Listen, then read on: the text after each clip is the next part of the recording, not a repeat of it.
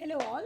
Today we are going to study about the leadership styles, the major leadership styles in an organization.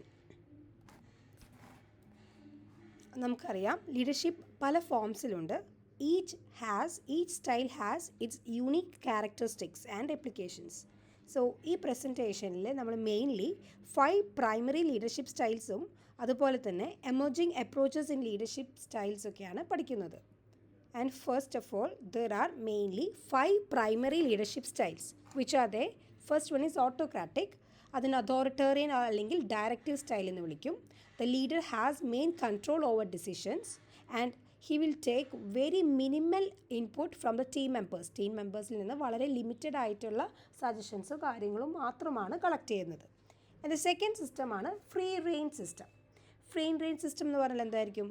Under this leadership style, this gives complete freedom to subordinates. It means the superior gives complete freedom to subordinates and helps them to allowing them to take decisions with minimal guidance from the leadership.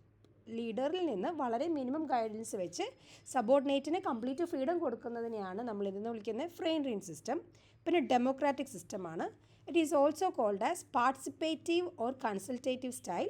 It encourages team participation in decision making and responsibility sharing. Decision makingനും responsibility ഷെയറിനും ടീമിനെ participate ചെയ്യിക്കുന്നു. Then next one is paternalistic. അതായത് ലീഡറിന് ഒരു fatherly role ആയിരിക്കും ഉണ്ടായിരിക്കുക. The leader assumes a fatherly role guiding and protecting the subordinates as family members while providing the good working condition. The last കാറ്റഗറിയാണ് charismatic leader. അതായത് the leader attract the followers through the personality and charm rather than the external power, creating the strong emotional connections. അതായത് ലീഡറിൻ്റെ personality അല്ലെങ്കിൽ ഒരു charm കൊണ്ട് ഫോളോവേഴ്സിനെ attract ചെയ്യുന്നു. അങ്ങനെ ഒരു strong emotional connections maintain ചെയ്യുന്നതാണ് ഈ കാരിസ്മാറ്റിക് ലീഡർഷിപ്പ് എന്ന് പറയുന്നത്. So these are the 5 primary leadership styles. Then democratic leadership style നമുക്ക് കുറച്ച് ഡീറ്റെയിൽ ആയിട്ട് കാണാം. ഇതിൻ്റെ മെയിൻ ഫീച്ചേഴ്സ് എന്ന് പറയുന്നത് decentralises authority and decision making, consults subordinates and ensure participation, avoids unilateral decision. അതായത് സ്വയം തീരുമാനമെടുക്കാതെ എല്ലാവരും ഇൻക്ലൂഡ് ചെയ്തിട്ടൊരു ഡിസിഷൻ എടുക്കുന്നു. Then encourages group decision making. Group decision മേക്കിങ്ങിനെ സഹായിക്കുന്നു ഈ ഒരു ഡെമോക്രാറ്റിക് ലീഡർഷിപ്പ് സ്റ്റൈൽ. ഇതാണ് ഇതിൻ്റെ മേജർ ഫീച്ചേഴ്സ് പറയുന്നത്. ഇതിൻ്റെ ബെനിഫിറ്റ്സ് എന്തൊക്കെയായിരിക്കും? Major benefits are it provides organizational stability by raising morale of the employees. Raises morale improve ചെയ്യാൻ ഹെൽപ്പ് ചെയ്യുന്നു. Improves cooperation അല്ലേ? It leads to better understanding and cooperation between management and employees. Reduces complaints, motivate employees, increases productivity, reduces turnover. ഇതൊക്കെയാണ് democratic leadership സ്റ്റൈലിൻ്റെ ഒരു benefits. So what will be the limitations of the system? It is a time consuming process. Complex issues may confuse the lower level employees. Some employees interpret participation as leader inefficiency.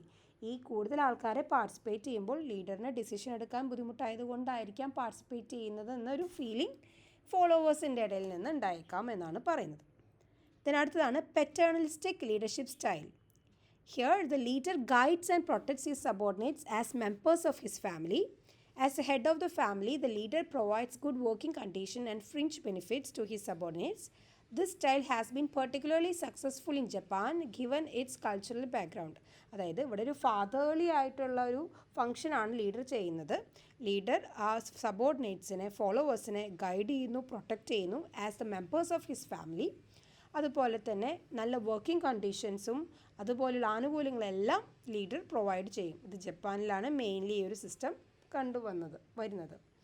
And the major benefits എന്ന് പറയുന്നത് high employee loyalty and morale, stable and harmonious work environment, reduced employee turnover എന്ന് വെച്ചാൽ ആളുകൾ ജോലിയിൽ നിന്ന് പിരിഞ്ഞു പോകുന്നതിനെയാണ് നമ്മൾ turn over എന്ന് വിളിക്കുക. ഈ ഒരു ഫാദർലി നേച്ചർ, ഒരു paternalistic style leadership, it helps to reduce the employee turnover, improved working conditions and welfare. And the major limitations are stifles employee initiatives and independence. അതായത് എംപ്ലോയീസിന് വർക്ക് ചെയ്യാനുള്ളൊരു സാധ്യതയോ അവരുടെ ഒരു ലീഡർഷിപ്പ് ക്വാളിറ്റി ഡെവലപ്പ് ആവില്ല. Creates over reliance on the ലീഡറിന് over dependence ആയിട്ട് വരും. റിസ്ക് ഓഫ് പെർസീവ്ഡ് ഫേവറിസം വരാം. It can be seen as manipulative or controlling. ഒരു പക്ഷേ ഫോളോവേഴ്സിനെ ഈ ഒരു ലീഡർ അവരെ കൺട്രോൾ ചെയ്യുന്നതായിട്ട് ഫീൽ ചെയ്തേക്കാം. അടുത്തതാണ് charismatic leadership.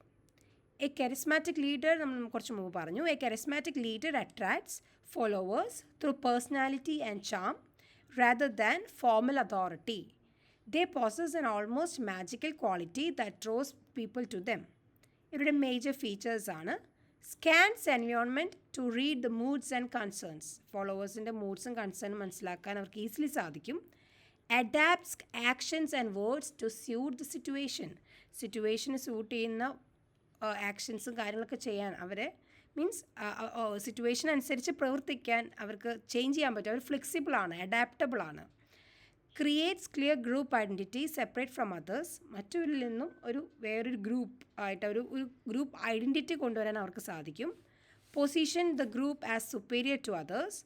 Firmly attach their identity to the group. Then observable phenomena. ഇത് മെയിനായിട്ട് ഇത് കണ്ടുവരുന്നത് എങ്ങനെയൊക്കെയാണ്? Followers trust the leader's belief.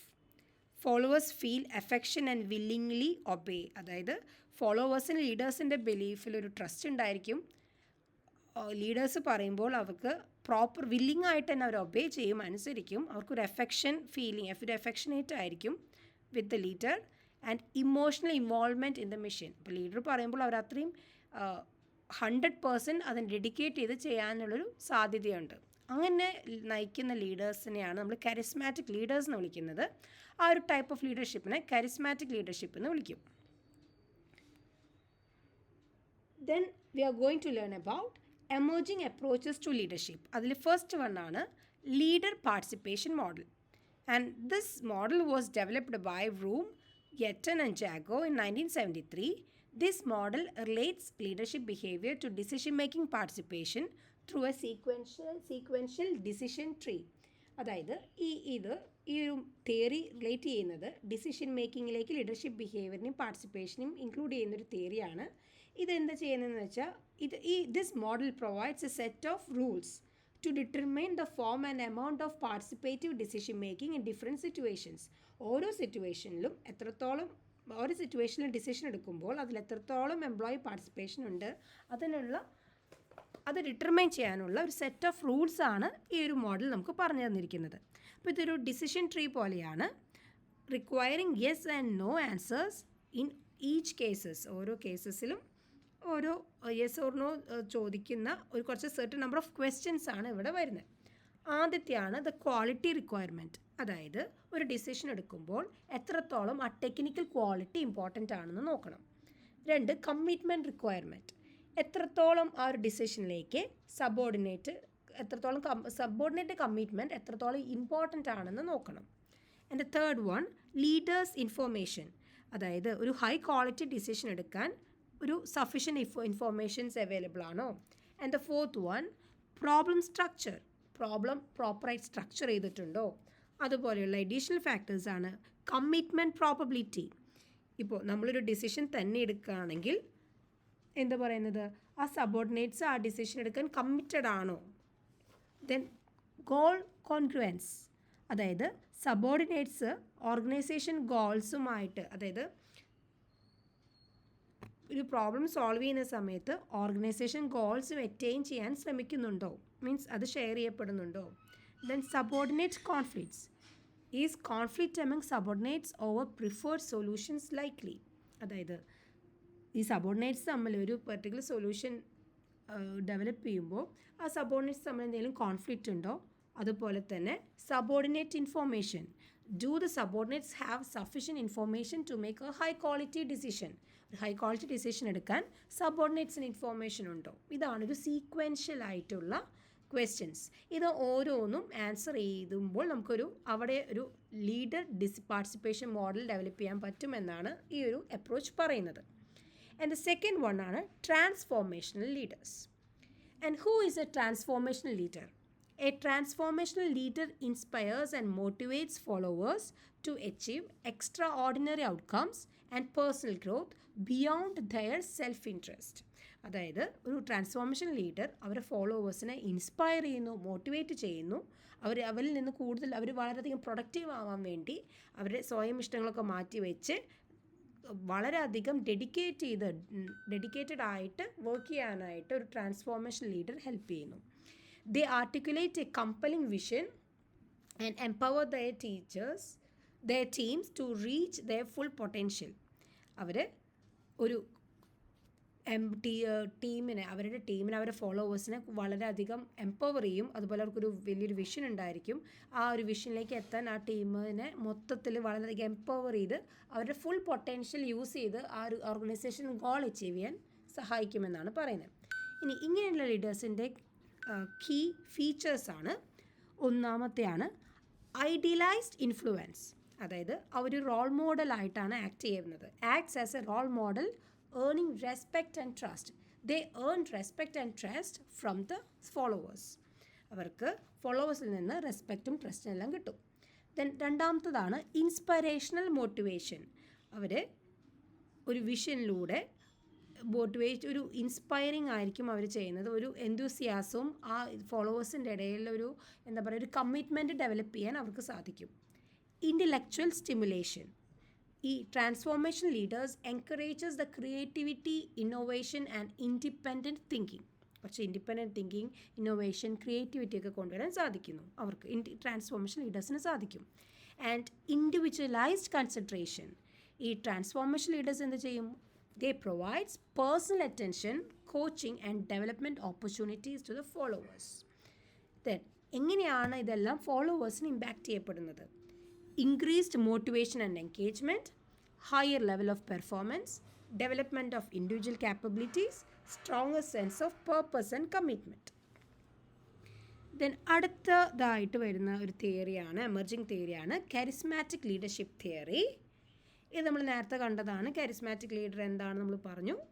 Attracts followers through personality and charm rather than formal authority. അതിൻ്റെ ഫീച്ചേഴ്സും അതിൻ്റെ മെയിനായിട്ട് വരുന്ന ഒബ്സർവബിൾ ഫിനോമിന എങ്ങനെയാണെന്നും നമ്മൾ ഡിസ്കസ് ചെയ്തത് തന്നെയാണ്. ദെൻ വരുന്നതാണ് വെർട്ടിക്കൽ ഡയാഡ് തിയറി, VDT എന്ന് പറയും. എന്താണ് vertical dyad theory? It is a pair of superior subordinate. Superior സബോർഡിനേറ്റിൻ്റെ ഒരു പെയറിനെയാണ് വെർട്ടിക്കൽ ഡയാഡ് എന്ന് പറയുന്നത്. ഡയാഡ് എന്ന് വെച്ചാൽ ആക്ച്വലി ഒരു എലമെൻറ്റ്സ്, ഒരു കോമ്പണൻറ്റിൻ്റെ രണ്ട് എലമെൻറ്റ്സിനാണ് നമ്മൾ ഡയാഡ് എന്ന് വിളിക്കുക. സോ വെർട്ടിക്കൽ ഡയാഡ് എന്ന് പറഞ്ഞാൽ it's A pair of superior and subordinate. And the theory suggest that the leadership style of one leader changes when dealing with different subordinates. അതായത് ഓരോ സബോർഡിനേറ്റ്സിനും ഡീൽ ചെയ്യുന്നതിനനുസരിച്ച് അവരുടെ ലീഡർഷിപ്പ് സ്റ്റൈൽ മാറുമെന്നാണ് ഈ ഒരു തിയറി പറയുന്നത്. Clear? അപ്പോൾ അതുകൊണ്ട് എന്ത് പറയുന്നു? A leader usually has A very few subordinates as in the in group. അതായത് ഒരു മെയിൻലി ഫോക്കസ് ചെയ്യാൻ ലീഡറിന് ഒരു ഇൻ ഗ്രൂപ്പിൽ മെയിൻലി ഒരു സ്മോൾ ഗ്രൂപ്പ് ആയിരിക്കും എന്നാണ് അവരോട് പറയുന്നത്. ആൻഡ് ആ ഒരു ഇൻ ഗ്രൂപ്പിൽ അവർ വളരെയധികം സബോർഡിനേറ്റ്സിനൊരു സ്പെഷ്യൽ അറ്റൻഷൻ പ്രൊവൈഡ് ചെയ്യും. അവർക്ക് മോർ റെസ്പോൺസിബിലിറ്റീസും പ്രിവിലേജസും കൊടുക്കും. അതുപോലെ തന്നെ subordinates in the out group എന്ന് പറയും. ഔട്ട് ഗ്രൂപ്പ് എന്ന് പറഞ്ഞാൽ അത്രയും അധികം ശ്രദ്ധിക്കാത്ത, കോൺസെൻട്രേറ്റ് ചെയ്യാത്ത ഗ്രൂപ്പിനാണ് ഔട്ട് ഗ്രൂപ്പ് എന്ന് പറയുന്നത്. Subordinates in the out group do not receive these special treatments from the leader. ലീഡറിൽ നിന്ന് ഇത്തരത്തിലുള്ള ട്രീറ്റ്മെൻറ്റ്സ് ഒന്നും അവർക്ക് കിട്ടില്ല. ദെൻ അടുത്തതാണ് ലീഡർഷിപ്പ് സബ്സ്റ്റിറ്റ്യൂട്ട്സ് തിയറി എന്ന് പറയുന്നത്. അത് ആക്ച്വലി ഇതിൽ എന്താ പറയുന്നത്, അധികം സ്റ്റഡീസ് നടന്നിട്ടില്ല. ഈ ഒരു സ്റ്റഡി പറയുന്നത് എന്താണെങ്കിൽ, this proposes that certain individuals, task or organizational features means characteristics can act as substitute for leadership. Sometimes ഈ ലീഡേഴ്സിനെ സബ്സ്റ്റിറ്റ്യൂട്ട് ചെയ്യാൻ പറ്റും. അത് ഡിപ്പാർട്ട്മെൻറ്റ് മീൻസ് ഓർഗനൈസേഷനിൽ ചെയ്യുന്ന കാര്യങ്ങൾ കൊണ്ടായിരിക്കാം, ഇൻഡിവിജ്വൽ കാര്യങ്ങൾ കൊണ്ടായിരിക്കാം. അങ്ങനെ ലീഡർഷിപ്പ് എന്നുള്ളൊരു കാര്യത്തിന് സബ്സ്റ്റിറ്റ്യൂട്ട് ചെയ്യാൻ പറ്റുമെന്നാണ് ഇവിടെ പറയുന്നത്. ഈ സബ്സ്റ്റിറ്റ്യൂട്ട്സ് വഴി ഒന്നെങ്കിൽ ലീഡേഴ്സിന് സ്പെസിഫിക് ആക്ഷൻ തന്നെ ആവശ്യമില്ല. അങ്ങനെ തരത്തിലുള്ള രീതിയിൽ ഒരു മാറ്റം കൊണ്ടുവരാൻ ഈ സബ്സ്റ്റിറ്റ്യൂട്ട്സിന് സാധിക്കും എന്നാണ് പറയുന്നത്. ലീഡർഷിപ്പിനെ സബ്സ്റ്റിറ്റ്യൂട്ട് ചെയ്യുന്ന ഫീച്ചേഴ്സ് തന്നെ പറ്റുമെന്നാണ് പറയുന്നത്. അപ്പോൾ എന്തൊക്കെയാണ് ലീഡർഷിപ്പിനെ സബ്സ്റ്റിറ്റ്യൂട്ട് ചെയ്യുന്ന ക്യാരക്ടറിസ്റ്റിക്സ് എന്തൊക്കെയാണെന്നാണ് നമ്മളിപ്പോൾ കാണാൻ പോകുന്നത്. ആൻഡ് മെയിൻലി പറയുന്നു ഫോമൽ ലീഡർഷിപ്പ് അത്രയ്ക്ക് അത്യാവശ്യമല്ല for higher performance and satisfaction. അതായത് അവിടെ ഒരു സ്പെഷ്യൽ ആയിട്ടുള്ള ഇൻഡിവിജ്വൽ ക്യാരക്ടറിസ്റ്റിക്സ് ഉണ്ടെങ്കിൽ അങ്ങനെയുള്ള കേസിൽ ഫോമൽ ലീഡർഷിപ്പ് അത്രയും ആവശ്യമല്ല എന്ന് പറയുന്നു. ഏതൊക്കെയാണ് ഇൻഡിവിജ്വൽ ക്യാരക്ടറിസ്റ്റിക്സ്? ലീഡർഷിപ്പിനെ സബ്സ്റ്റിറ്റ്യൂട്ട് ചെയ്യാൻ പറ്റുന്ന ഇൻഡിവിജ്വൽ ക്യാരക്ടറിസ്റ്റിക്സ് എന്തൊക്കെയാണ്? ഒന്ന്, the ability and knowledge, experience and training, independence and indifference to rewards. അതുപോലെ വരുന്ന task features, task characteristics, routine nature, high structure, frequent feedback and intrinsic satisfaction. അതുപോലെ തന്നെ വരുന്നതാണ് organisational characteristics, clear plans and goals, rules and procedures, cohesive work group, അതായത് നല്ല compassion ഉള്ളൊരു work group, physical distance. അപ്പോൾ physical distance ഒക്കെ കുറഞ്ഞിട്ടുള്ള ഒരു ഗ്രൂപ്പാണെങ്കിൽ അവർ തമ്മിൽ നല്ലൊരു കോർഡിയൽ റിലേഷൻ ഉണ്ടായിരിക്കും. അപ്പോൾ അവർക്ക് അത്രമാത്രം ഒരു ലീഡർഷിപ്പോ അവരെ മെയിൻലി ഫോക്കസ് ചെയ്യുകയോ മീൻസ് അവർക്കൊരു ഗൈഡൻസിൻ്റെ ആവശ്യം അവിടെ വരില്ല. സോ അപ്പോൾ ഇതൊക്കെയാണ് അവർ ഫൈൻഡ് ചെയ്തിരിക്കുന്ന സബ്സ്റ്റിറ്റ്യൂട്ട്സ് എന്ന് പറയുന്നത്. അപ്പോൾ നമുക്ക് മൂന്നായിട്ട് ഡിവൈഡ് ചെയ്തിരിക്കുകയാണ്. ഏതൊക്കെയായിട്ടാണ്? ഇൻഡിവിജ്വൽ ക്യാരക്ടറിസ്റ്റിക്സ്, ടാസ്ക് ക്യാരക്ടറിസ്റ്റിക്സ്, അതുപോലെ തന്നെ വരുന്ന ഓർഗനൈസേഷണൽ ക്യാരക്ടറിസ്റ്റിക്സ്. ഇനി അടുത്തൊരു കോമ്പണൻ്റ് ആണ്, അടുത്തൊരു മോഡലാണ് സിറ്റുവേഷണൽ ലീഡർഷിപ്പ് മോഡൽ, അല്ലെങ്കിൽ SLT എന്ന് പറയും, സിറ്റുവേഷണൽ ലീഡർഷിപ്പ് തിയറി. ഇത് ഡെവലപ്പ് ചെയ്തിരിക്കുന്നത് പോൾ ഹേഴ്സി അതുപോലെ തന്നെ കെന്നത്ത് ബ്ലച്ചാർഡ് എന്ന് പറഞ്ഞ ആൾക്കാരാണ്. This model suggest that leaders should adjust their style based on the followers readiness. ഫോളോവേഴ്സിന് എങ്ങനെയാണോ അതനുസരിച്ച് ലീഡേഴ്സ് സ്റ്റൈൽ അഡ്ജസ്റ്റ് ചെയ്യണം. There is no one size fits all approach to leadership. അതായത് ഒരു ലീഡർഷിപ്പ് സ്റ്റൈൽ എല്ലാവർക്കും സൂട്ടബിൾ ആയിരിക്കണമെന്നില്ല. അതാണ് പറയുന്നത് one size fits all approach നടക്കില്ല. ഓരോരുത്തർ എങ്ങനെയാണോ, ആ ഫോളോവേഴ്സ് എങ്ങനെയാണോ അതിനനുസരിച്ച് ലീഡർഷിപ്പ് സ്റ്റൈൽ മാറ്റണം എന്നാണ് പറയുന്നത്. സിറ്റുവേഷൻ അനുസരിച്ച് മാറ്റണം എന്ന് പറയുന്നു. ആൻഡ് റെഡിനെസ് എന്ന് പറഞ്ഞാൽ എന്താണെന്നറിയോ? Readiness refers to the extent to which the followers have the ability and willingness to accomplish specific task. ഓർഗനൈസേഷൻ്റെ സ്പെസിഫിക് ഓരോ ടാസ്കുകളും അക്കംപ്ലിഷ് ചെയ്യാനുള്ള ഫോളോവേഴ്സിൻ്റെ എബിലിറ്റീനെയും വില്ലിങ്നെസ്സിനെയാണ് നമ്മൾ റെഡിനെസ് എന്ന് വിളിക്കുന്നത്. Okay, the leader follower relationship evolves like A parent child relationship with the leader giving up control as followers become more mature and responsible. According to this model, leader follower റിലേഷൻഷിപ്പിനെ ഒരു parent child റിലേഷൻഷിപ്പായിട്ടാണ് consider ചെയ്യുന്നത്. Followers കുറച്ചുകൂടി mature ആകുമ്പോൾ, responsible ആകുമ്പോൾ leaders പതിയെ control കുറച്ച് വരും. അതാണ് ഈ സിറ്റുവേഷൻ ലീഡർഷിപ്പ് മോഡലിൻ്റെ ഒരു പ്രത്യേകത. And mainly 4 type. There are 4 types of situational leadership. Which are they? First one is directing, coaching, supporting and delegating. എന്താണ് directing? For followers with low willingness and low ability. Low വില്ലിങ്നെസ്സും low ability ആണെങ്കിൽ അവർക്ക് വേണ്ട, അങ്ങനെയുള്ള ആൾക്കാർക്ക് വേണ്ട ഒരു situation അവരിൽ അപ്ലിക്കബിൾ ആകുന്ന ഒരു സിറ്റുവേഷൻ ലീഡർഷിപ്പ് സ്റ്റൈലാണ് ഡയറക്റ്റിംഗ്. ഇവിടെ എന്താ ചെയ്യുന്നത്? Leader defines roles and tasks, supervises closely and make all decisions with one-way communication. Okay. ഇനി കോച്ചിങ് ആണെങ്കിലോ അവിടെ ഫോർ ഫോളോവേഴ്സ് കോച്ചിങ് എന്ന സ്റ്റൈൽ ആർക്കാണ് സൂട്ടബിൾ ആകുന്നത്? For the followers with high willingness but low ability. അവിടെ ഹൈ വില്ലിങ്നെസ് ഉണ്ടാവും, പക്ഷേ ability, ആ കാര്യങ്ങൾ ചെയ്യാനുള്ള എബിലിറ്റി കുറവായിരിക്കും. അങ്ങനെയുള്ളവർക്ക് കോച്ചിങ് മതി, അല്ലേ? അവിടെ പറയുന്നത് leader defines roles but seeks input and provide directions and support with 2-way communication. പിന്നെ മൂന്നാമത്തെയാണ് സപ്പോർട്ടിങ്. ഇത് ആർക്കാണ് സൂട്ടബിൾ ആക്കുന്നത്? For the followers with low willingness but high ability. Low വില്ലിങ്നെസ്സും ഹൈ എബിലിറ്റി ഉള്ളവർക്ക് എന്ത് പറ്റും? സപ്പോർട്ടിങ് പറ്റും. ഇവിടെ leader focuses on motivation and confidence building rather than instructions കൊടുക്കുന്നതിന് പകരം അവർക്ക് മോട്ടിവേഷൻസും കോൺഫിഡൻസാണ് ഈ ഒരു ടൈപ്പ് ഓഫ് ലീഡർഷിപ്പ് സ്റ്റൈൽ ഉദ്ദേശിക്കുന്നത്. നാലാമത്തെയാണ് ഡെലിഗേറ്റിംഗ്. ഡെലിഗേറ്റിംഗ് ആർക്കാ സൂട്ടബിൾ ആകുന്നത്?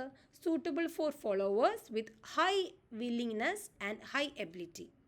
Okay, leader provides minimal supervision or support trusting followers to execute task with occasional recognition. അവർക്ക് അവിടെ ഹൈ വില്ലിങ്നെസ്സും ഹൈ എബിലിറ്റി ഉള്ളവർക്ക് അവരെ മിനിമലായിട്ട് വളരെ കുറച്ച് മാത്രമേ സൂപ്പർവൈസ് ചെയ്യുള്ളൂ.